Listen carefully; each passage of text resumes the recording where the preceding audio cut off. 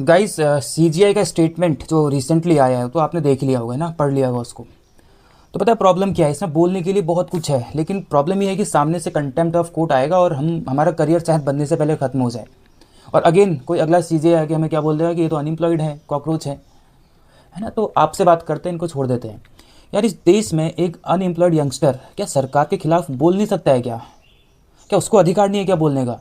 Unemployed होने का मतलब नॉन एग्जिस्टिंग और इलिटरेट होना थोड़ी ना होता है।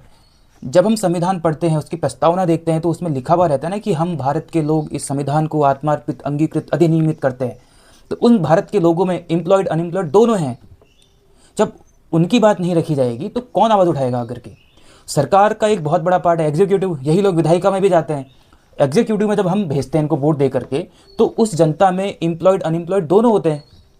अगर उन दोनों की डिमांड नहीं रखी जाएगी वहाँ पे पार्लियामेंट में कहीं पे भी, तो आवाज़ तो दोनों ही उठाएंगे। और जिस माध्यम से ये लोग उठाएंगे उसको बोलते हैं media. Media is the fourth pillar. और कैसे आवाज़ उठाई जाएगी? कहाँ जाएंगे लोग आवाज़ उठाने के लिए?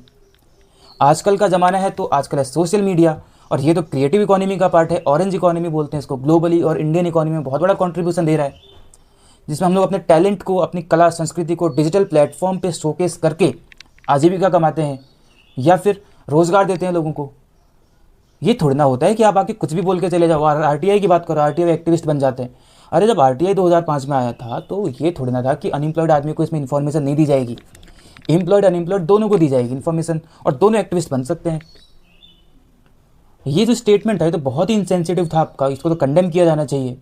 ये तो कोई सही स्टेटमेंट नहीं था। और मैंने तो ये पेज बहुत मोटिवेशन के साथ स्टार्ट किया है, अभी तो लोग फॉलो भी नहीं कर रहे हैं इसको। ऊपर से आपके स्टेटमेंट आ जाते हैं। तो सर, ये तो बहुत गलत स्टेटमेंट था, ऐसा नहीं बोला जाना चाहिए था।